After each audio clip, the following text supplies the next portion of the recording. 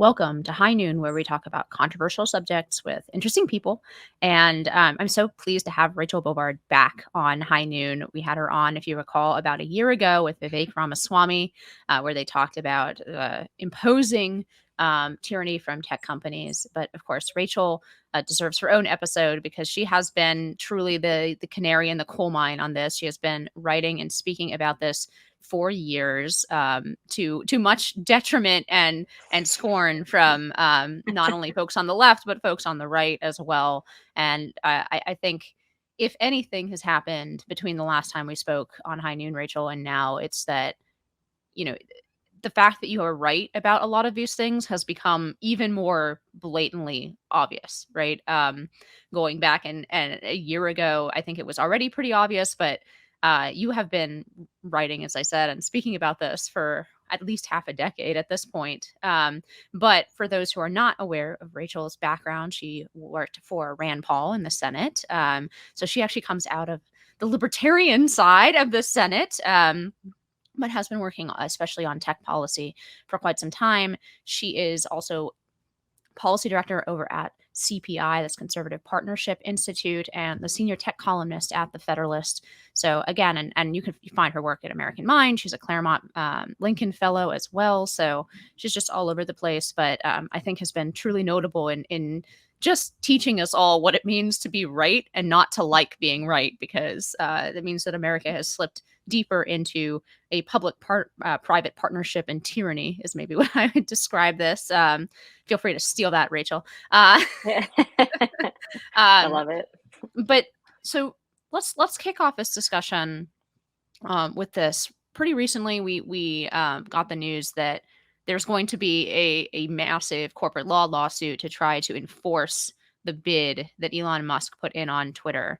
And a lot of folks kind of were really excited about this possibility of Elon Musk taking over Twitter. I mean, maybe he still will be forced into taking over Twitter.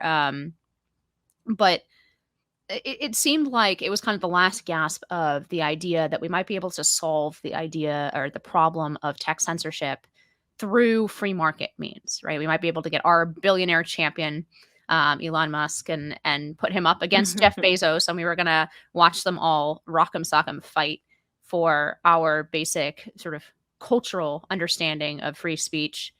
I mean, now that Elon Musk is trying to pull out of that deal, I mean, have you seen people kind of coming over to your side and saying, okay, well, if even Elon Musk could not sort of could not save us in this, does this really have to be a public policy question? Is anybody convinced, or is everybody just still as dug in as they were before? Yeah, our oligarch failed us. I'm so distressed by the fact that the right-leaning, the right's billion-dollar champion failed. Who could have seen this coming?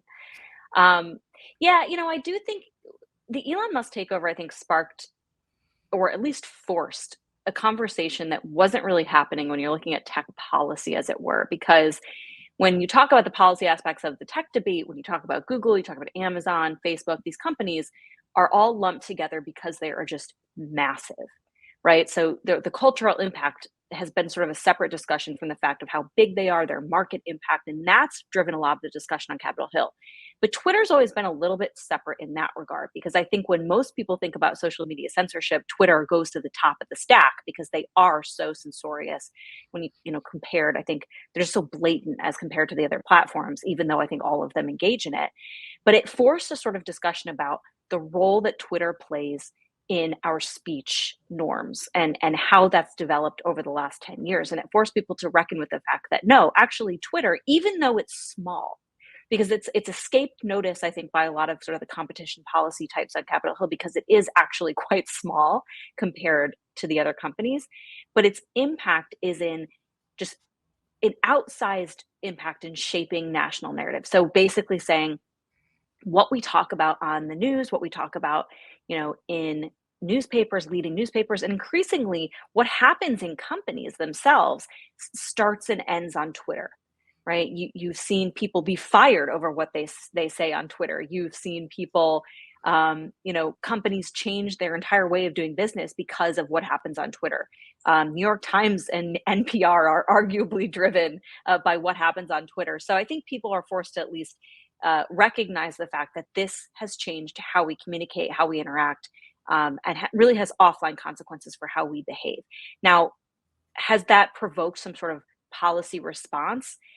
Yes and no. I mean, I think everybody recognizes that, because of the platform's power, there needs to be some rules of the road here. But for the right, we haven't really seen our old remedies work, right? Elon Musk may or may not buy Twitter. He may not actually enforce some sort of uh, cultural reckoning with Twitter and change the way it does business. The other alternative is to make alternative platforms, right? And we haven't really even seen that take off. The sort of paramount example of this is Parler and what happened to Parler, but even Truth Social. We aren't really seeing a runaway alternative to Twitter, blow the doors off the marketplace there either. So Twitter presents, I think, an interesting problem in the sense that we don't really have a policy solution for a platform that is arguably has had the most impact in changing the contours of how we talk to each other and how we interact. Yeah, this really is it forces, I think, not just policymakers but ordinary Americans. We're confronting what is essentially, I think, a question about what we want the shape of our regime to look like. And increasingly, because I know from my own personal experience and being pretty much a down the line Reaganite, let's say 5 years ago, and then being convinced by you and others on some of these questions. At first, I really wanted to wall off a couple of these questions from the rest of the way that I thought about politics, right? Because Hmm. um, it was like, okay, so this is a unique problem, right? But increasingly, that sort of public-private communication where the government, sort of signals to private companies. I think the best example of this is the vaccine mandate, right? Where people were pretty certain that that mandate would not stand in the courts, but it stood long enough to send out the bat signal to all of the companies who then enforced a vaccine mandate on millions of Americans, even though, and then the vaccine mandate was struck down, but it didn't really matter because it had already been enforced. And we see that kind of, coordination without formal coordination happening more and more. That problem seems to like repeat itself in every single one, especially of our cultural debates now, right? Where we see private companies acting either with the government or in concert with each other in a weird sort of collusion that looks very different from, the kind of traditional antitrust context, right? It looks very different than the robber barons coordinating, vertical and horizontal integration, buying up everything. Although there is some of that, and we can talk about Google in a moment. But it seems like that kind of collusion or coordination is happening almost on the like sort of cultural level. Um, and it's starting to impact everything. We can't wall it off from our politics. We are going to have to reshape our politics and our political response to what is essentially, and maybe you can correct me, I don't think that there has been this kind of tyranny or this particular kind of shape of censorship, for example, to pick just one of many problems. It's not comparable in that way to the Soviet Union. It's, to some extent it comes out of China and their kind of social credit system, but there it's ruthlessly enforced by the government. And here we are, for the first time, as far as I can tell, confronting a question of kind of private tyranny. Yeah. No, I think that's right, and I think that's why it's sort of befuddled so many of us, on the right who come from, again, that sort of classical Reaganite, classical sort of Friedman-esque, right, type of economics, which actually does put, the market and the government in two completely separate spheres. But here you see this sort of collusion that our laws just aren't prepared to deal with. And it's interesting because this is what got me interested in this question in the first place, was back in 2013 when I was working for Senator Paul and the Snowden leaks came out. And there's so much information to parse in what Edward Snowden revealed, but was most interesting to me was one aspect of the PRISM program. And the PRISM program, if you remember, was sort of that mass surveillance network that the NSA was enforcing on Americans, warrantless spying essentially.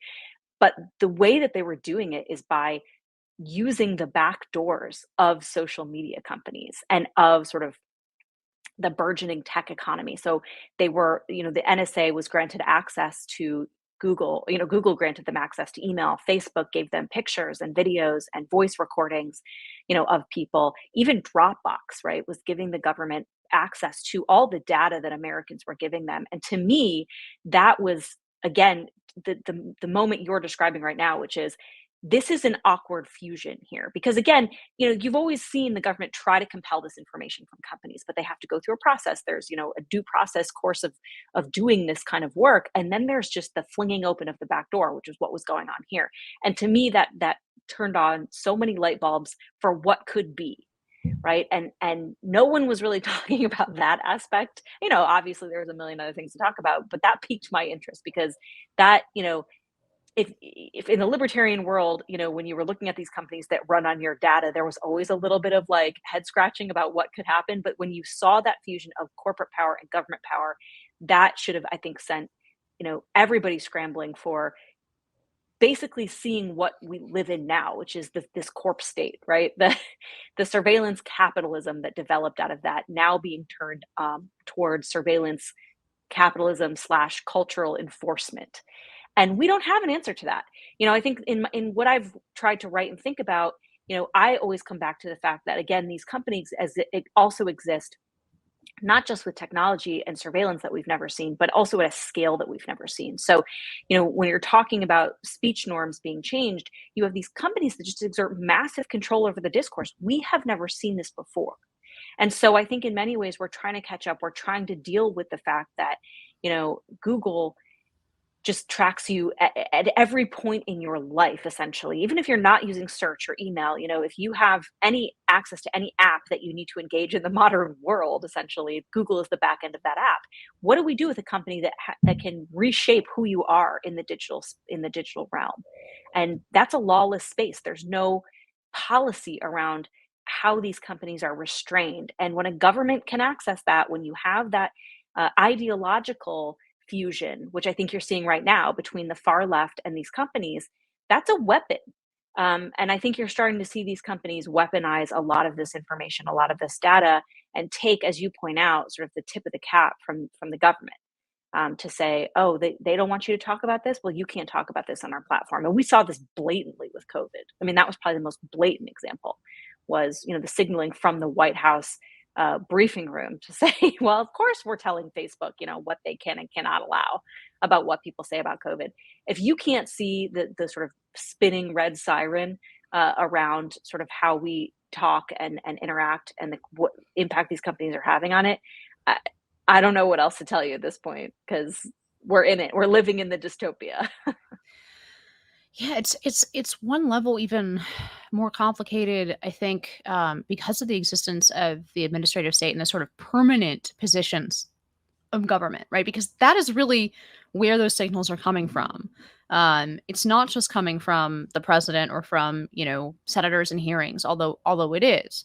Um, the politics of this are only going one way, and there's a shared Mhm. understanding. So, for example, when Donald Trump was in office, it's not like Facebook was really taking their cues from Donald Trump, right? They were still taking their cues from the larger administrative state, which is very, very opposed to, Trump's governing philosophy.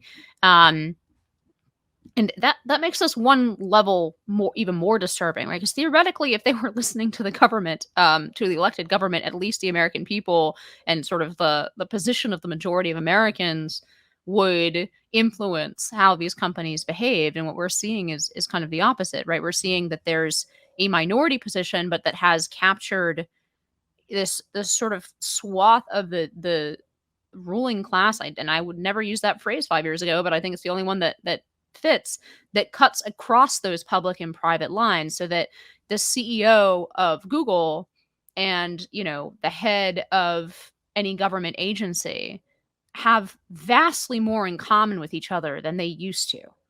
And frankly, that the CEO of Google and that agency head and, the financier of Hollywood movies, they all have so much more in common with how they see the world than was the case even 20 years ago, and certainly the case 50 or 100 or 150 years ago. So, I mean, do you how do you even combat this kind of coordination that is based much less on the direct action, like sort of either direct communication or direct like application of power, and much more on essentially, wink, wink, nod, nod. We all see the world the same way, and these people are really crazy, and we know who should not be, spreading quote unquote disinformation, and we're thinking about the same people when we talk to each other, as opposed to like a broader definition that encompasses more of society.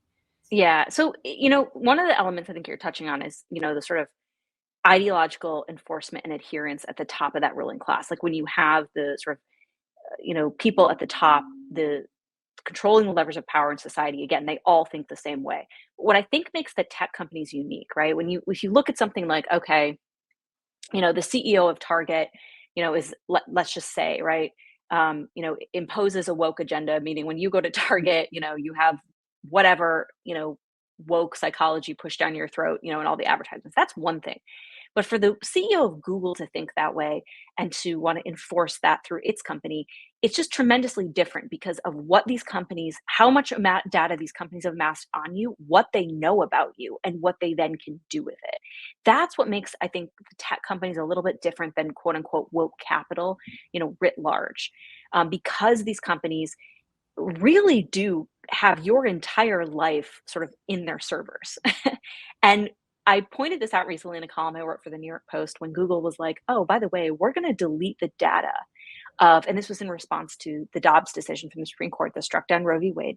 They said, okay, well, if you go to an abortion clinic or like any of these other 5 areas that we've deemed sensitive locations, very personal locations, like weight loss clinics, fertility clinics, things like this, we'll delete your location data. And that caught my eye because it gets to this idea that these companies are tracking you wherever you go. And this is just a tiny amount of the data they collect on you as your location. This was for the first time Google saying, we are going to selectively go in and to your profile and remove the data that we think says something about you. Well, the converse of that is also true, right? We can go into your profile and find data that we think says something about you. And if we are weaponized in a specific way, or if we believe that we are ideologically empowered, to act in a certain way, then the gloves are off with what they can, share with the government, what they can share about you, and with an ideological bent, right? Oh, you attended this political rally, right? Yeah, you may not have gone to an abortion clinic, but you went to this pro-life rally. We're going to delete the data of one and we're going to amplify the data of the other. We don't like the fact that you go to this specific Catholic church on Sundays or whatever, whatever the left is deeming problematic that day. If Google aligns itself with that ideology, they are in a position to, sort of rewrite who you are, as on a social script, how the rest of the world views you. And as we've seen on so many occasions, it's not just, the government investigating you. It's not just action being taken against you. It's that these companies can rip apart your entire life. They can, it's a ripple effect, right? If a Twitter mob goes after you, suddenly companies don't want to associate you with you. Suddenly your bank doesn't want to work with you. Your employer wants you terminated. Like they can change the entire way your life is seen and the way in which you interact with society. And that I think is a tremendous power that we haven't even, started to discuss. And when I write about these things, again, to me, it comes back to scale. There's a couple things that have to happen. I don't think companies should be able to sort of exist in this data universe where one company like Google controls all of this data about you without any parameters whatsoever. We have no, federal data privacy law. We should at least debate whether we want one, but in some respect, we should have some rules of the road for data and what these companies know about you. But more than that, we should have, I think, some rules about how these companies govern themselves if they're going to exist at the scale in which they do. Because even if you got rid of Facebook, right? Even if Facebook fell, at some point another speech alternative is going to arise that has the same power that Facebook has. And again, do we want to go back to this idea that, well, if Elon Musk owns it, it's fine, and any company Jeff Bezos owns is evil? I don't know that that's the solution we want. That brings up the prospect of blackmail as well. Mm-hmm. Yeah. Which that's what I was thinking about while you were talking. I was like, so they own everything about you. I mean, what's to stop them from going to even, let's say, legislators who hold policy positions that they don't like and saying, well, this might just leak. Your search history might leak. You're sort of clicking on online, and then the second thing that was going. These are truly scary things, because that was the first thing that went through my mind is, my God, this is like a treasure trove for blackmail, right? And then the second thing, the immediately second thing that went through my mind was something that Rod Dreher said on this show maybe 6 months ago, and he said, I do think we're rapidly approaching the time when essentially gatherings, even in person, um, that are contrary in some way to the narrative, the dominant narrative, we're gonna have to leave our phones at home. Yeah. Do you think that that's like? Do you think that's coming? I mean, I do. And I hate saying this, right? I hate the fact that like this is America in 2022 and we're having this conversation. But, it is so apparent in the last 5 years that how badly our politics, and especially people on the left who are triggered by any kind of, discussion they don't like, want to control the flow of information. They want to control what information you have access to. If you remember, I think it was in the New York Times, when Clubhouse was sort of peaking, the app, the sort of conversation app that sort of took off during the pandemic when everybody was at home. The New York Times, I think it was the New York Times, complained about the quote unfettered conversations that might be happening on this app because the app in their mind wasn't doing enough to crack down on what people were saying. Those awful independent thinkers, they might say something, that misinformation that might spread because people were just talking out loud. And that is out there, right? And the logical conclusion of that type of thinking is that, yes, the speaker on your phone, the speaker on your smart devices that are already listening to you anyway, right, gets repurposed for some political agenda. And if it's not from the government, it's from, the sort of woke or, some ideologically deranged staff at some of these companies, and they repurpose it for their own ends. Because again, I don't think people really think this through. When you buy an Alexa and you put it in your home, it is listening to you constantly. Now the companies are like, oh, we don't use this ever, we delete it. But there's been example after example after example that they don't.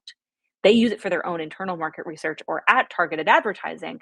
But my point is, this data exists and there's no telling, there's no parameters around what these companies can and can't do with it. And as we've already seen on numerous occasions, when you get that signaling from the White House, you get that signaling from, any other political leader, all bets are off as to what these companies are then going to do.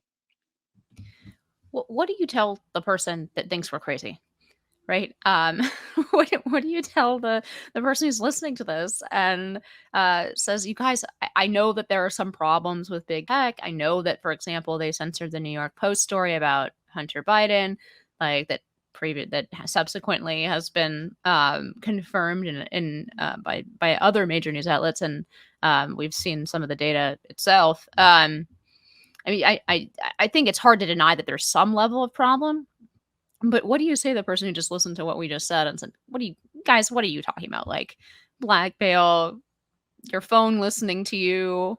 Are you guys going tinfoil hat on us?" I mean, what do you tell somebody who doesn't see these as connected, these incidents as connected? Because fundamentally, that's what we're talking about, right? We're talking about pointing to a pattern in incidents and saying, this is representative of something broader and deeper in the way that power and decision making and sort of in the public sphere is being changed and not for the better. How do you convince the skeptic that actually, yes, your phone blackmailing you is something that we should be worried about in the immediate future? Yeah.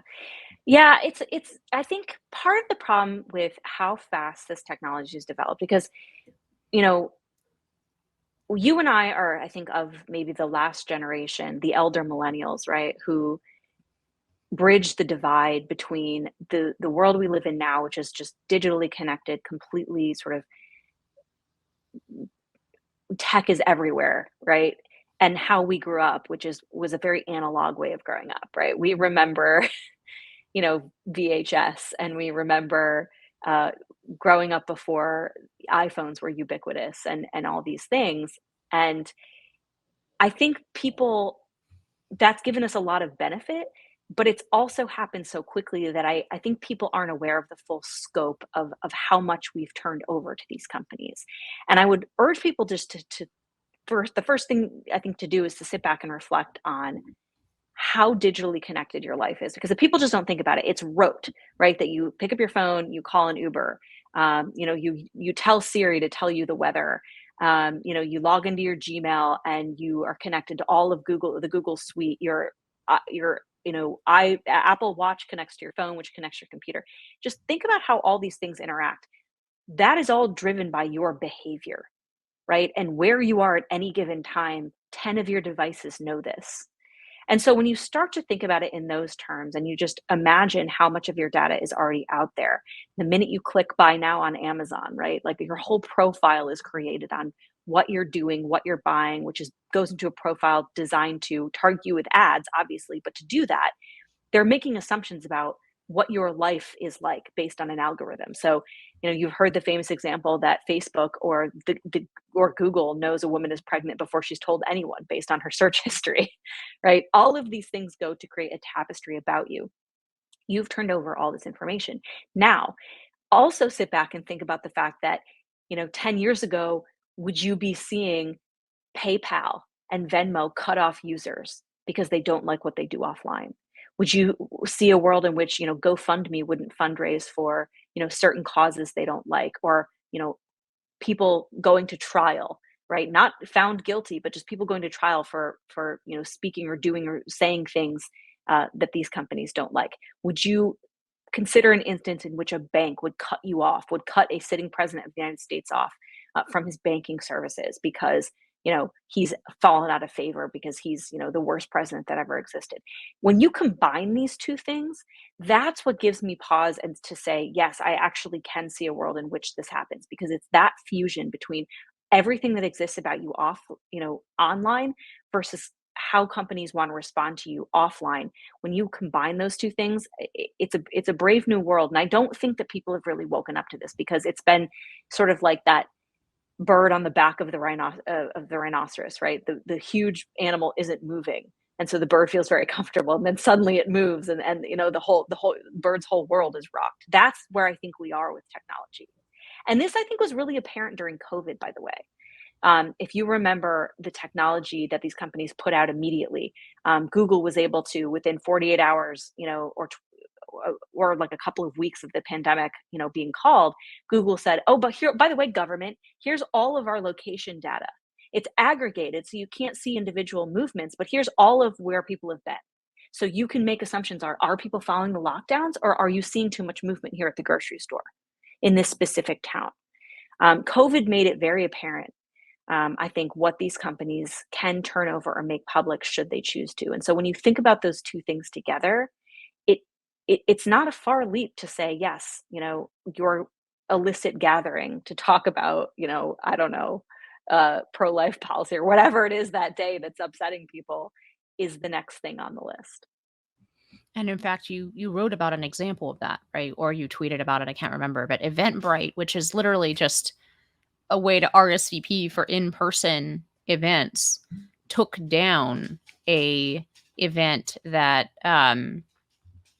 was, I can't remember exactly, but it was something COVID related, right? It was about the vaccines or Yeah, about whatever, it something that was. went against the narrative. They actually got rid of an in-person event. Now, of course, you can still meet up in person, but then factor in some of the things that you just said, right, about your phone tracking you, and it starts to get it starts to get truly dystopian very, very Yeah, quickly. it was an event by the American Conservative Magazine to talk about.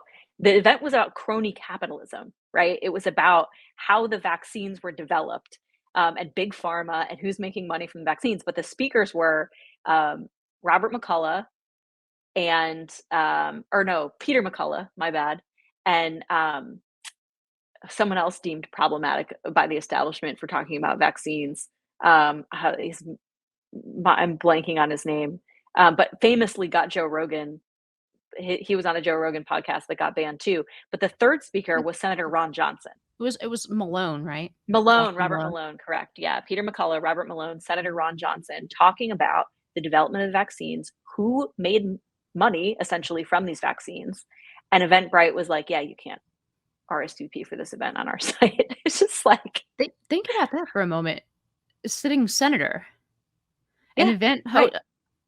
with a sitting senator elected by American voters is not acceptable to put together an event or advertise for an event online. I know the Claremont Institute has also had that problem. That they have had their ads for their events taken down, but Eventbrite is one step more, right? Because that's what the service does. It sends out email invites to people that you want. Well, Um, and this is what I think is the crux of the issue for a lot of people on the right, because they're like, oh, these companies, they'll never go too far because they'll stop making money. Like the profit motive will always push these companies to not do this, right? But at the end of the day, to the point that you just made, this is what Eventbrite does. This is how it makes money, right? Is it brings users to its site to RSP for events. And you're now seeing these companies almost act against their own financial interest to stand up in an ideological way. And that, I think, is what makes this problem so different than anything we've seen before, is that you've seen these companies turn against their own users to push an ideological agenda. And that is something that we on the right never thought could happen, right? We always thought the profit motive would trump ideology. We always thought that the profit motive would enforce a certain amount of neutrality on the public square. But for whatever reason, these companies, they're not beholden to it. And you can make arguments for why. I make an argument that it's because they're so large, right?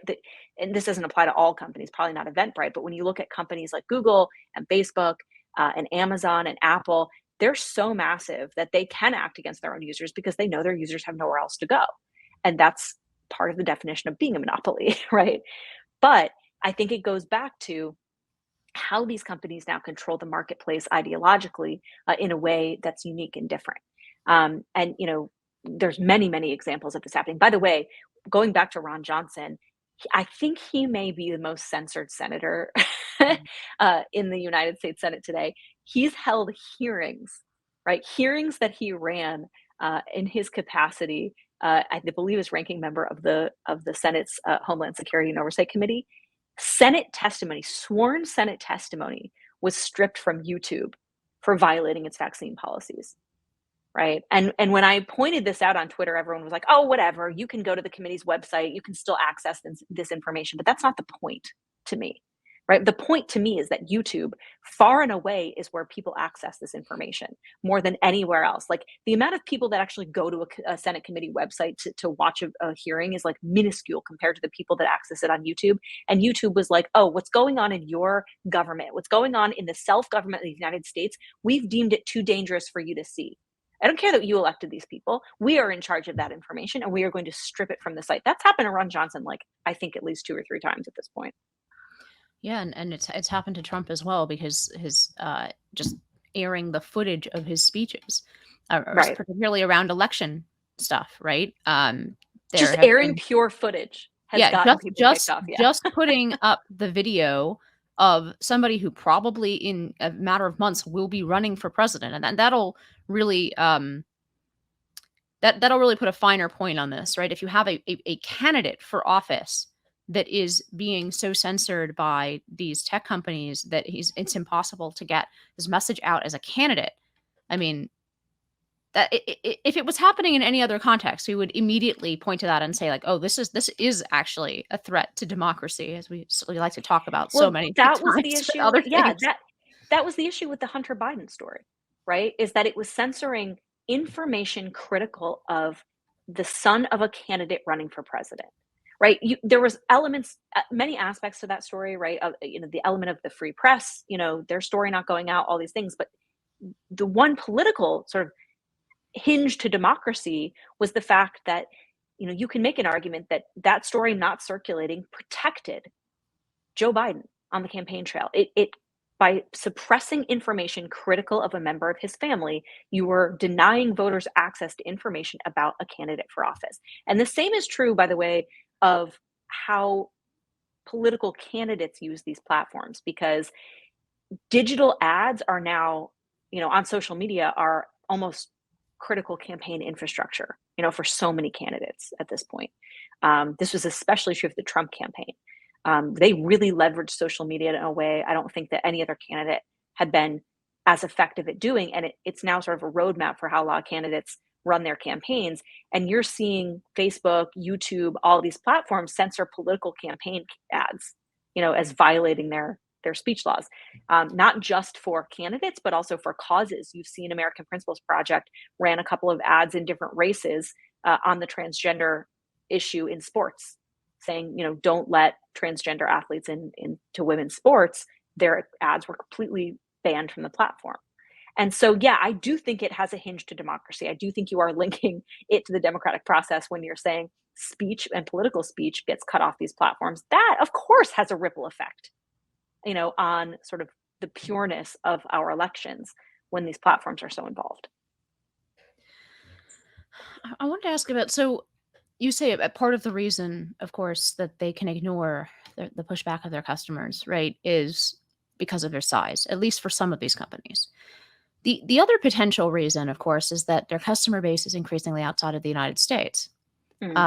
Increasingly, their real clients are either, well, inside the United States are often government entities, or outside of the United States, particularly in Chinese markets, right? And they have to protect access to Chinese markets at all costs, and that is a financial interest for them. I think everybody at this point has noticed that there is a huge hypocritical disconnect between the cultural positions that these companies so strongly espouse at home, and their willingness to do not just business, but to open up all their intellectual property to kind of sell the family jewels off to get access to Chinese markets.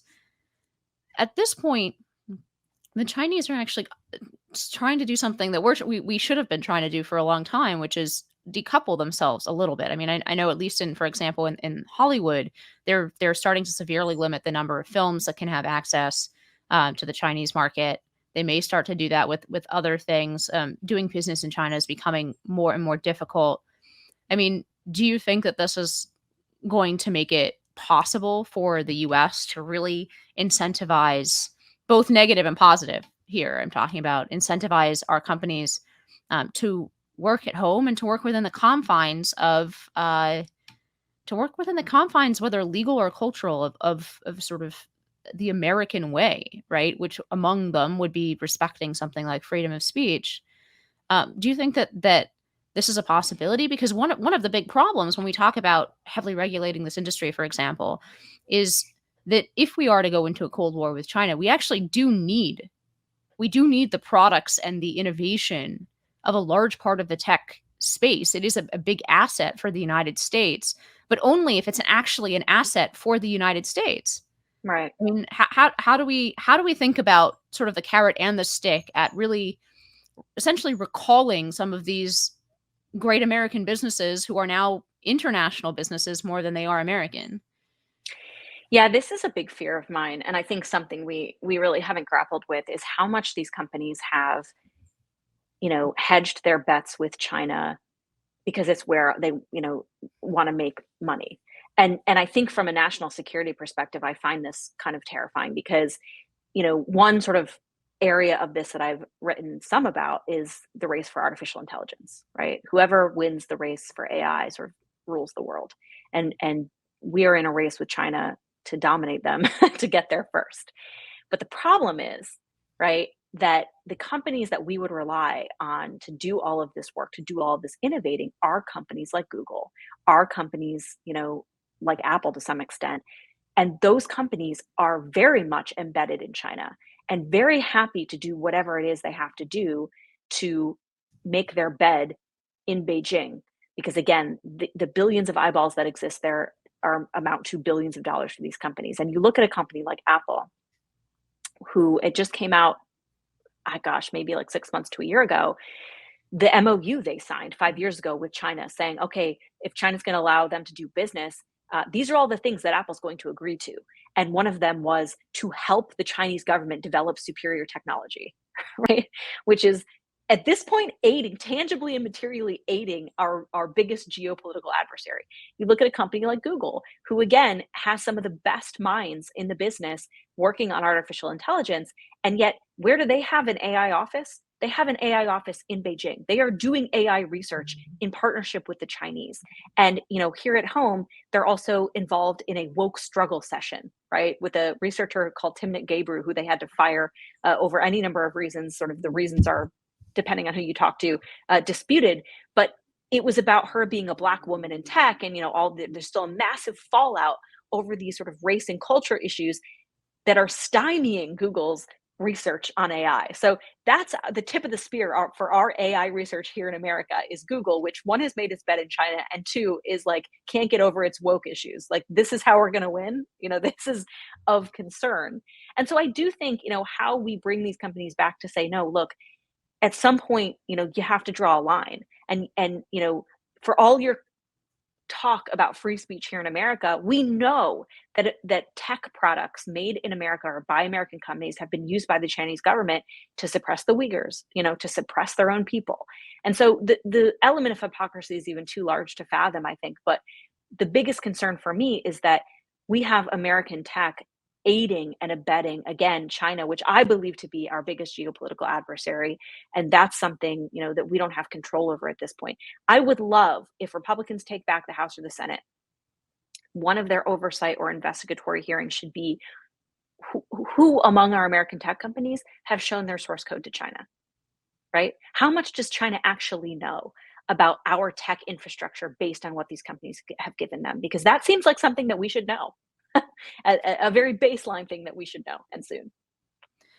Far be it from me to introduce a note of optimism into all of this, but what about the revolt of the competent, right? Because the incident you just pointed to about the sort of woke struggle sessions within these AI, at what point do these companies pass over or fire or generally disadvantage competent, smart people who are on the leading edge of whatever tech development they're doing? A lot of them white and Asian males, for example, who are being told that they are the problem, right? And Right. not getting their next promotion because the company is promoting on the basis of essentially diversity quotas.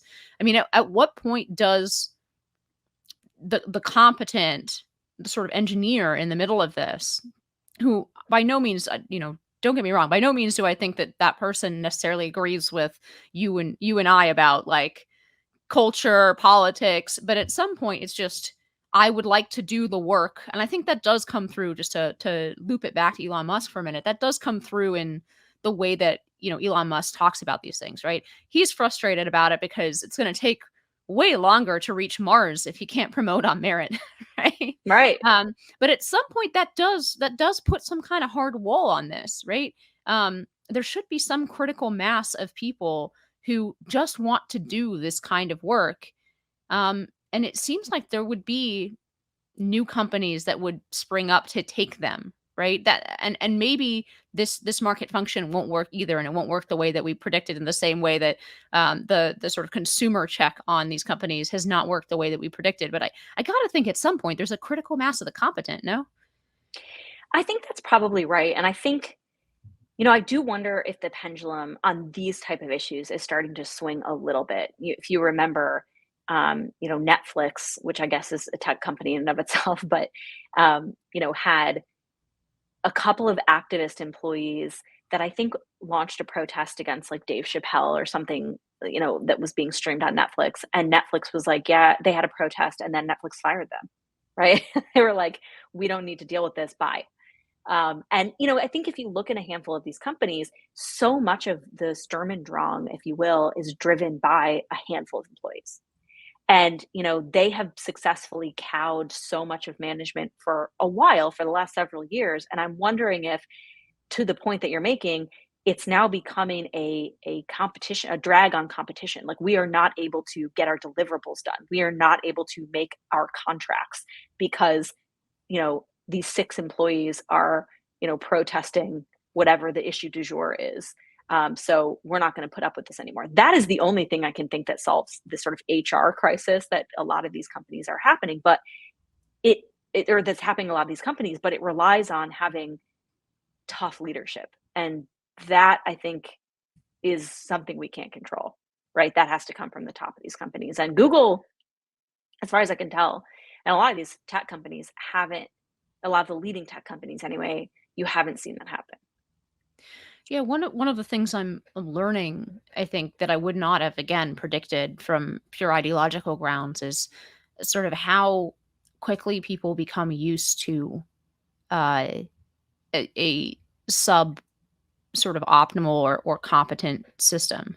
Um, Not just with regard to deliverables and line, maybe the new company culture just becomes kind of like the government, right? Where nothing is on time or under budget.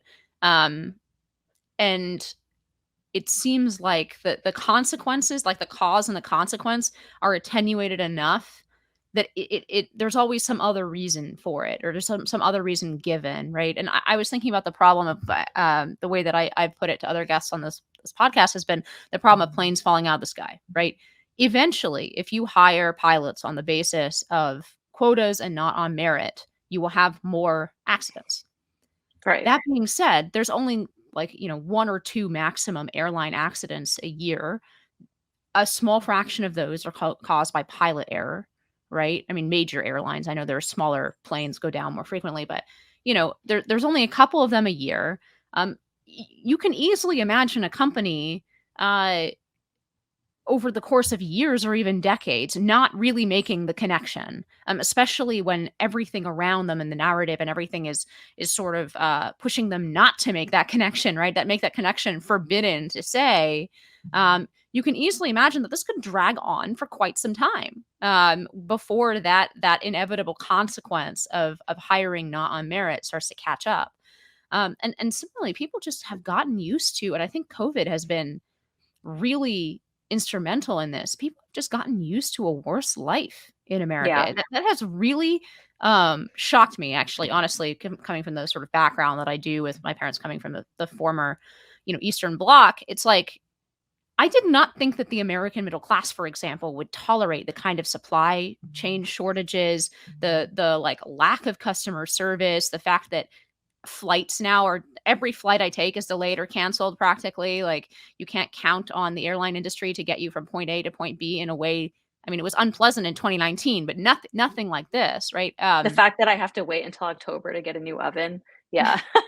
It's like, Like it's I, shocking. I thought there would be like an immediate revolt against this stuff, and maybe I just haven't seen it because where I live in New York or something, but I haven't seen that kind of huge anger. Inflation, yes, because that's like directly can I pay for groceries, but the fact that we now go to the grocery store and we're just like, oh, they're out of that. Even I've caught Yeah. myself being like, oh, they're out of steak today. I'm like, what? When did I get used to this? I think your observation about COVID and forcing that is a really good one because I think had it happened all at once, like had there just been a slice in, in the a tear in the universe and suddenly we woke up and we're dealing with a supply chain crisis, it would be a lot more dramatic. And I think people's outrage would be a lot more in the open. But I think because it was just that slow drip with COVID, and because it was like, oh well, there's a pandemic, and we just have to get used to dealing with this, and that just became our new way of living. And so now we just put up with it, and it is shocking, and I don't know, it's allowed companies to just get away with things. If you notice, like people are still using the COVID excuse, like companies that have just nothing to do with COVID, right? Like they're like, oh, well, you're not getting this because COVID, or, our customer service is terrible because COVID, or, you're not going to get a response for 2 weeks because COVID. And it's like, you're just using COVID at this point. Like there actually isn't, for your own incompetence, like there actually isn't a COVID reason for this to be happening. So there's been no equivalent yet, I think, of like a French yellow jacket response. If you remember when a couple years ago when Macron, like, I think, raised the gas prices and you saw the working class revolt, there's been no similar response. I think we've just been putting up with it. It's very British, actually. We're very stoic about these things now. I never would have expected that from Americans. Yeah, I really wouldn't have expected that from Americans just culturally. I mean, Americans are they invented the customer's always right, this vastly different sort of consumer culture in Europe than there has been in America. But yeah, that has really shocked and surprised me that Americans have put up with these kinds of things. And to end on a traditionally depressing note, I mean, uh, to your point about that you made earlier about us being kind of the last people generation to remember the bridging into the digital divide and remembering before everybody had a computer in their pocket 24/7. um, that makes me wonder if we're also the last generation that will remember American abundance at the Mm. level, and if we'll be told by perhaps by tech companies that that is disinformation to say that there was once, I remember it, you can't tell me it didn't happen, that was, I once expected that everything would be in stock in the grocery store. Yeah. I remember that was the case in the United States of America. Hey, because we grew up in the 90s, which don't I still maintain is like the best decade. I loved the 90s. I loved growing up in the 90s. But to your point, yes, like these companies have the power to rewrite history. And people may say, "Oh, well, there's always been people trying to rewrite history. How is this any different?" Well, it's different because of the scale at which these companies exist. It's different because Google, is on the back end of everything you do, because Facebook is where over half of people get their news, where Twitter driving the national conversation. We've never seen companies with power this unprecedented. So if they wanted to rewrite history, if they wanted to stop you from speaking in the public square, they effectively have the tools to do it. That's the problem that we're facing right now. And we don't yet have a policy response. You can look at antitrust, you can look at breaking up these companies, you can look at Section 230 and trying to sort of make them more responsible for how they police speech online. But until we come to some kind of national agreement that the power these companies have should not reside in two or three companies, at a scale that can literally distort and twist and manipulate the public consciousness, we aren't going to solve this problem.